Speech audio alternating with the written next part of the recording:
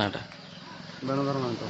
ଏଇ କ'ଣ ହେଇଛି ଚାଷୀମାନଙ୍କୁ ଏବେ ଯେ ଦେଖାଯାଏ ସାଟେଲାଇଟ୍ ମାଧ୍ୟମରେ ଦେଖାଯାଇଛି ଯେ ଆଉ ମାନେ ଯୋଉଟା ତୈଳା ଜାଗା କିମ୍ବା ପୋଖରୀ କି ପଡ଼ିଆ ଜାଗା ସେଇଥିରେ ବି ରେଜିଷ୍ଟ୍ରେସନ କରୁଛନ୍ତି, ସେଇଥିପାଇଁ ପ୍ରକୃତ ଚାଷୀ ହଇରାଣ ହେଉଛନ୍ତି କି?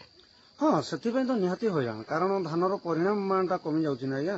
ସେତେବେଳେ ଆମେ ଦଉଥିଲୁ ଅଧିକ ଧାନ ଦଉଥିଲୁ, ଏବେ ସେଇଆ କରିକି ଆଉ ଧାନର ପରିମାଣ କମି ଯାଉଛି, ଯାହାଫଳରେ କି ଚାଷୀ ଧାନ ଦେବାର ସଫିସିଏଣ୍ଟ ଦେଇପାରୁନାହାନ୍ତି।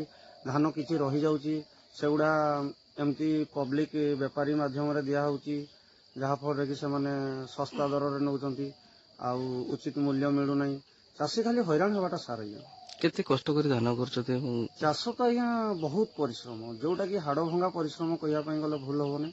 ଆଉ ବହୁତ ପରିଶ୍ରମ, କାହିଁକି ଜୁନ ମାସରୁ ଆରମ୍ଭ ହେଉଛି ନଭେମ୍ବର ଡିସେମ୍ବର ମାସ ପର୍ଯ୍ୟନ୍ତ ଚାଷୀ ବହୁତ କଷ୍ଟ, କିଏ ଭଲରେ ଖାଇପାରୁଛି କିଏ ନ ଖାଇପାରୁଛି, ତଥାପି ଯାଇକି ଚାଷ କାମରେ ଲାଗୁଛନ୍ତି।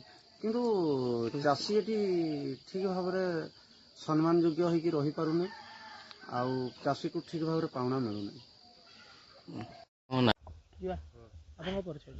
ମୋ ନାଁ ମିହିର ସେନ ନାୟକ। କ'ଣ ଚାଲିଥିଲା ଯୋଉ ଏଠି ମୁଁ ଧାନ ଯେଉଁ ପଞ୍ଜୀକରଣ କରିଛନ୍ତି ତାର ସର୍ଭେ କରିବା ପାଇଁ ଆସିଥିଲି। ସର୍ଭେ କଲେ କ'ଣ ଦେଖିଲେ ସବୁ?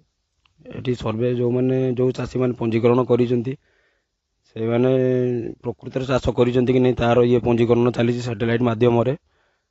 ତ ଏଠି ଆସି ମୁଁ ଦେଖିଲି ଯେ ଗୁମ୍ବରା ମୌଜାର ଖାତା ନମ୍ବର 55 ପ୍ଲଟ୍ ନମ୍ବର 665ରେ ଚାଷ ପଞ୍ଜୀକୃତ କରାଯାଇଛି, କିନ୍ତୁ ଏଠି ଆସିକି ଦେଖିଲା ବେଳେ ଟ୍ରେନ୍ ଲାଇନ୍ ରହୁଛି, ରାସ୍ତା ରହୁଛି। ପାଖାପାଖି କେତେ ଜାଗା ଟ୍ରେନ୍ ଲାଇନ୍ ରହୁଛି?